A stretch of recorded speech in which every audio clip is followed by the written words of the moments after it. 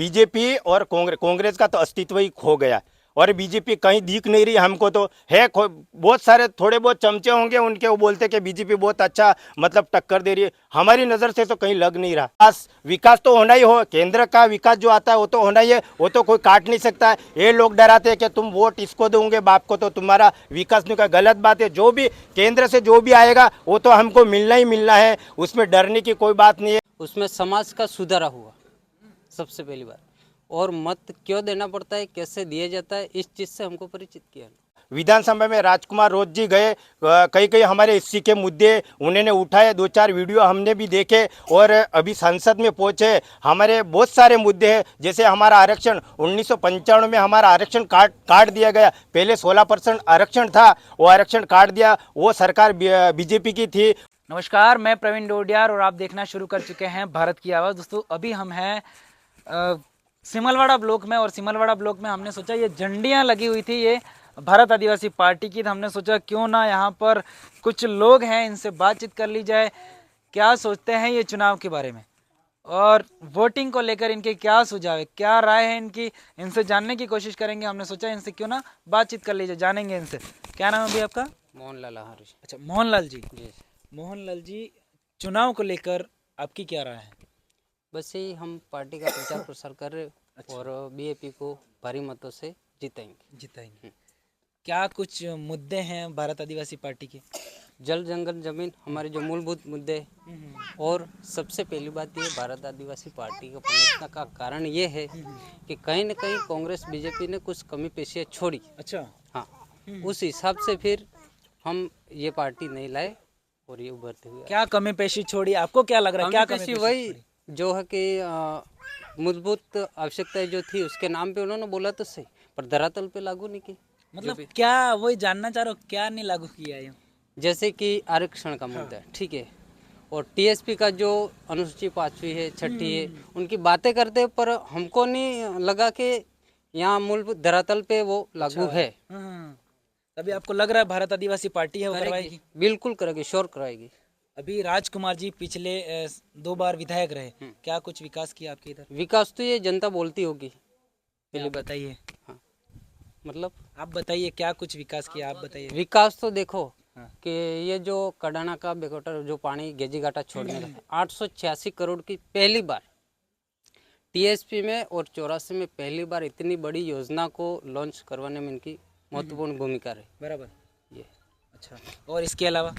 और इसके अलावा जैसे कि हमारी ये पार्टी में जो भी जन जागरण किया उसमें समाज का सुधार हुआ सबसे पहली बार, और मत क्यों देना पड़ता है, कैसे दिया जाता है, इस चीज़ से हमको परिचित किया। अच्छा, इतने दिन वाकिफ नहीं थे तब वाकिफ हुए? हाँ बिल्कुल। अच्छा अच्छा, क्या नाम है भैया? गोविंद यादव है मेरा नाम और मैं एससी समाज से आता हूँ। सबसे पहले आपके चैनल को जोहार, जय भीम।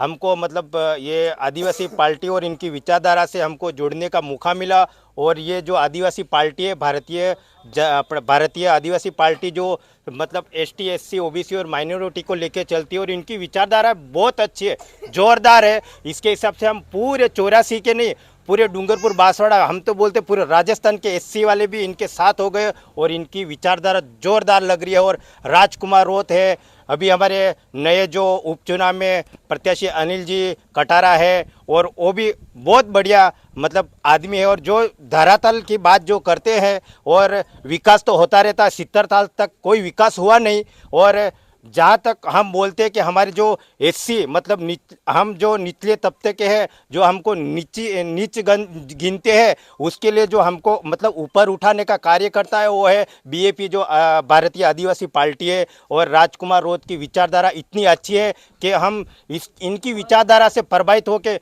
पूरे यहाँ पे बहुत सारे एससी समाज के लगभग ज़्यादा से ज़्यादा लोग इधर जुड़े हुए, और हम और भी कोशिश करें कि हमारे भाई और दूसरी जगह जा रहे हैं जो कि बीजेपी और कांग्रेस का डंडा झंडा लेके जाते हैं, उनको भी हम आपके चैनल के माध्यम से मतलब आवाज़ देने चाहते हैं और अपील करने चाहते हैं कि हमको आगे आना है, और आगे सिर्फ बाप पार्टी ही ला सकती है हमको। और कई वर्ष हो गए, 70 साल हो गए, आज दिन तक हमको किसी पार्टी ने जाजम पे और पास बिठाने की मतलब हमारी औकात नहीं थी। इस पार्टी ने हमें मतलब साथ लेके चला और अभी भी हमको साथ लेके चलती है।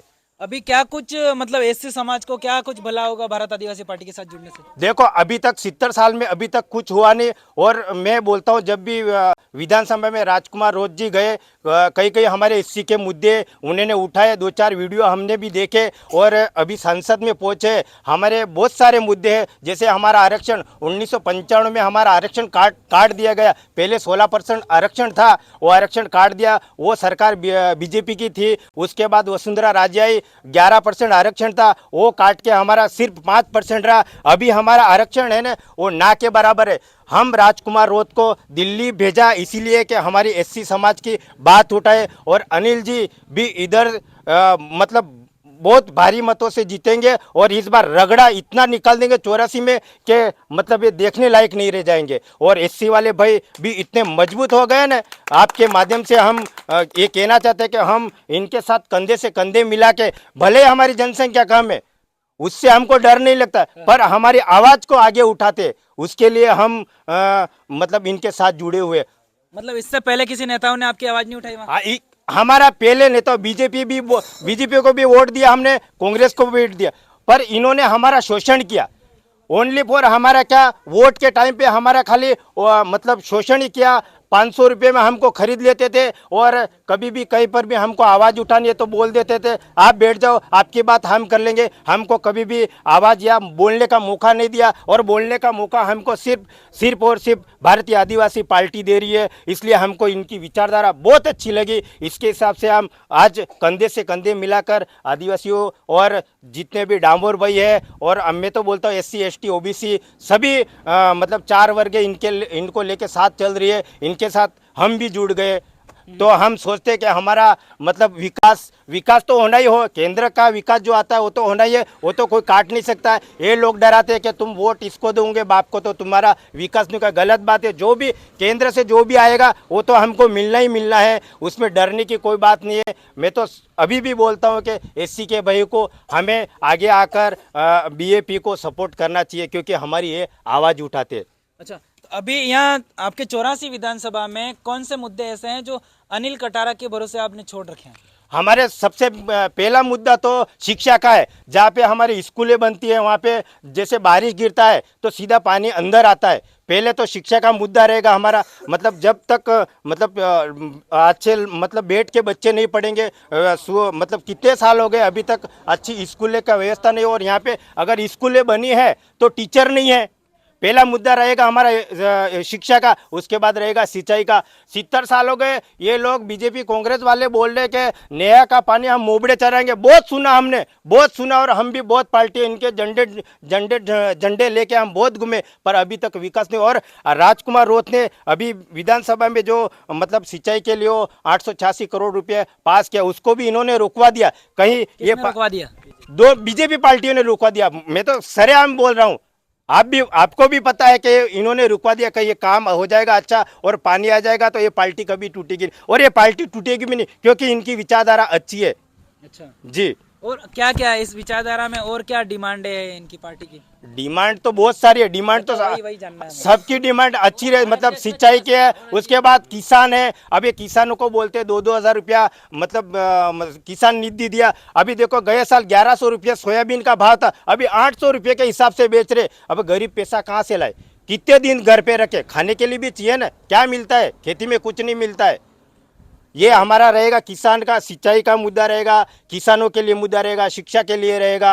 अच्छा। और विकास तो होगा ही होगा, विकास तो होता ही है, नहीं होता है ऐसी बात नहीं। और राजकुमार रोत जी ने हमारी आवाज़ उठाई, उसकी आवाज़ के हिसाब से हमारा विकास अच्छा होगा 84 में। मैं बोलता हूँ, दोबारा बोलता हूँ कि रगड़ा जोरदार निकाल देंगे इस बार। अच्छा, तो अभी सामने बीजेपी भी है, कांग्रेस भी है। बीजेपी है कुछ ज्यादा टक्कर में यहाँ पर दिखाई दे रही है और पुरजोर तरीके से ताकत लगा रही थी। इस पे आपका क्या? बीजेपी और कांग्रेस का तो अस्तित्व ही खो गया, और बीजेपी कहीं दिख नहीं रही हमको। तो है बहुत सारे थोड़े बहुत चमचे होंगे उनके, वो बोलते कि बीजेपी बहुत अच्छा मतलब टक्कर दे रही है। हमारी नज़र से तो कहीं लग नहीं रहा, नहीं लग रहा है? नहीं लग रहा, बिल्कुल नहीं लग रहा। तो एक तरफा जीतेंगे? एक तरफा जीतेंगे। राजकुमार रोज जी 79,000 वोट से जीते थे ना, अरे सॉरी 69, तो मैं सोच रहा हूँ कि अनिल जी इस बार 72,000 से जीतेंगे अच्छा, जी। बराबर। क्या नाम है आपका? मदन लाल। मदन लाल जी, क्या कुछ लग रहा है यहाँ पर 84 विधानसभा में आपको? 84 विधानसभा में जो हमारे पिछले वोट दिए थे उनसे भी ज़्यादा अच्छा रिजल्ट रहेगा बीजेपी का। और समझो कि पहले दिया था उससे 5% और भी ज़्यादा रहेगा, बढ़ेगा। बढ़ेगा। राजकुमार अच्छा। जी से भी बढ़ेगा। हाँ। हाँ, राजकुमार जी और अनिल जी में क्या अंतर लग रहा है आपको? राजकुमार जी भी बहुत अच्छे आदमी है, वो हमारे साथ में बैठते और हमको बात करने का मौका देते, मिलते। और अनिल जी भी अच्छे आदमी है। अच्छे। हाँ अनिल जी राजकुमार जी का मुकाबला करे ऐसा लगता है?